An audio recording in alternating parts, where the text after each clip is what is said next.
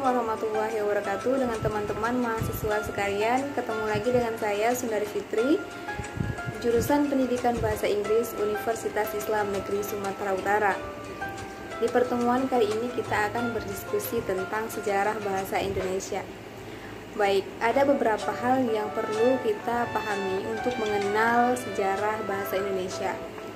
Yang pertama, latar sosial budaya. Oke, kita tahu bahwa sejarah bahasa Indonesia ini lahir pada pra kemerdekaan. Dan kita tahu bahwa leluhur dan bangsa kita berjuang untuk membebaskan diri dari cengkraman penjajahan. Nah, maka dari itu ada momen-momen yang harus kita ketahui, misalnya pada tahun 1928 ketika terjadinya Sumpah Pemuda, bangsa dan leluhur kita mengikrarkan menjadikan bahasa Indonesia sebagai bahasa persatuan Indonesia saat itu.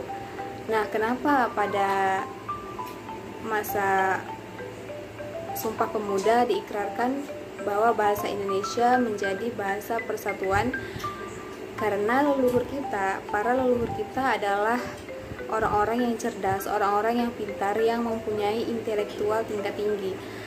Sehingga mereka tahu bahwa bahasa memiliki peran penting dalam mempersatukan bangsa, khususnya Indonesia yang waktu itu belum merdeka. Dan mereka belajar dari bangsa-bangsa lain yang kemerdekaannya sudah berabad-abad lalu. Baik di Asia, di Afrika maupun di Amerika Latin. Nah, maka dari itu ketika ada Sumpah Pemuda, salah satu yang wajib diikrarkan adalah rasa persatuan, yaitu bahasa Indonesia. Baik, bahasa Indonesia mempunyai dua implikasi. Yang pertama, implikasi praktis dan juga implikasi politis. Nah, apa itu implikasi praktisnya? Baik, ketika kita sudah mengikrarkan bahasa Indonesia sebagai bahasa persatuan, maka orang-orang dari berbagai kebudayaan yang berbeda, suku yang berbeda, pasti memiliki alat komunikasi yang sama sehingga bisa berbicara dan berkomunikasi dengan lancar, saling bertukar informasi, sehingga memudahkan mereka dalam mendapatkan informasi antar warganya. Nah, bahasa Indonesia memberikan pertukaran informasi berdasarkan kendala yang ada saat itu. Nah, itu merupakan implikasi praktisnya. Lalu apa itu implikasi politisnya? Baik, jadi ketika kita merasa kita mempunyai bahasa yang sama, otomatis kita merasa berada di komunitas yang sama karena identitas yang sama. Nah, perasaan berada di komunitas yang sama adalah sesuatu yang penting bagi sebuah negara, bagi sebuah bangsa yang besar, khususnya warga Indonesia, bangsa Indonesia yang waktu itu belum merdeka. Dan kita pernah belajar bahwa rasa berbangsa itu pada dasarnya memiliki bahasa yang sama, simbol-simbol yang sama, identitas yang sama, imajinasi kebangsaan kita menjadi lebih besar. Nah, selanjutnya teman-teman sekalian, berarti kalau begitu bahasa Indonesia itu lahirnya kapan? Nah, ada dua titik penting, ada dua momentum yang bisa kita jawab Indonesia lahirnya itu kapan. Secara politis, bahasa Indonesia itu lahir pada tanggal 28 Oktober 1945, yaitu ketika bahasa Indonesia diikrarkan pada Kongres Sumpah Pemuda sebagai bahasa persatuan.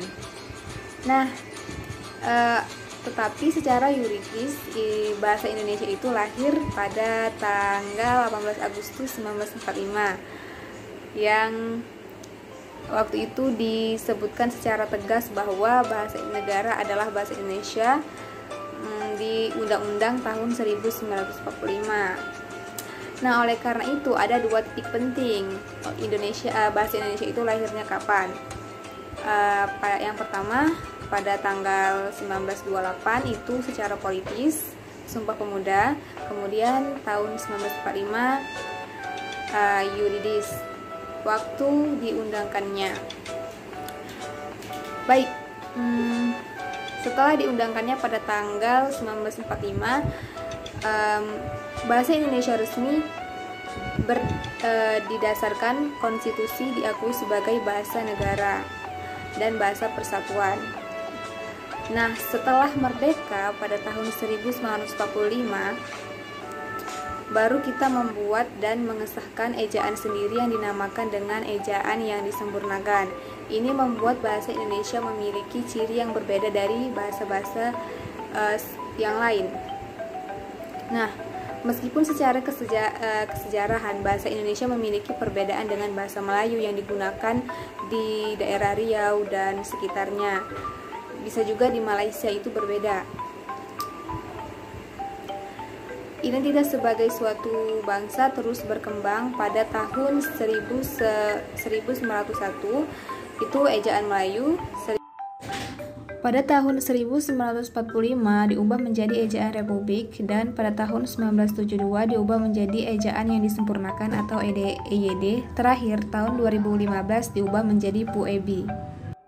Dan perubahan bahasa Indonesia itu dapat kita telusuri melalui 4 aspek. Yang pertama dari perkembangan leksikon.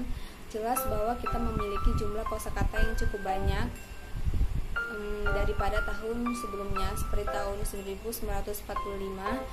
Hari ini Kamus Besar Bahasa Indonesia sendiri mempunyai 120.000 kosakata yang sudah masuk entry, berbeda dengan KBBI pertama yang jumlahnya sekitar 60.000. Yang kedua, aspek semantik. Secara teoritis, kata-kata mengalami perubahan makna tertentu dengan bunyi yang berbeda meskipun maksudnya sama. Yang ketiga yaitu aspek fonologi. Nah, aspek fonologi ini adalah perubahan kata. Seperti kata hari ini yang kita ucapkan, ini memiliki bunyi yang berbeda, namun pengucapan dan maksudnya itu sama. Kemudian yang keempat yaitu grammatical. Perubahan grammatical ini umumnya berbentuk formula, kaidah, cara dalam menyusun kalimat itu berbeda. Karena kreativitas manusia berbahasa itu terus berkembang dan pola-pola kalimat baru juga terus tercipta. Oleh karena itu, bahasa Indonesia yang hari ini kita gunakan yang sudah bermetamorfosis cukup panjang, cukup lama. Nah, meskipun sebuah bahasa tidak ada yang sempurna, bahasa harus terus berkembang dan dinamis. Bahasa akan terus menambah kosakatanya sampai 2.000, 3.000, 300.000 karena kreativitas orang-orang Indonesia yang cukup semakin berkembang. Nah, teman-teman sekalian, itu dia diskusi singkat tentang sejarah bahasa Indonesia yang memiliki peran penting dalam perjuangan Indonesia. Kita sebagai anak-anak muda yang sudah diawasi, diwarisi bahasa Indonesia juga relatif sangat beruntung karena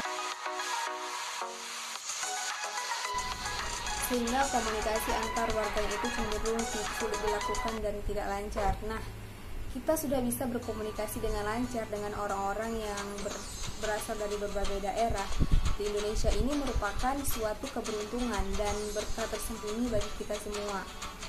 Saya kira ungkapan syukur yang dapat saya sampaikan adalah mensyukuri warisan bahasa Indonesia itu sendiri. Ada kita mempelajarinya dan kita menggunakannya dengan benar, sesuai dengan ejaan, sesuai dengan bahasa itu sendiri dan tidak dikarang-karang.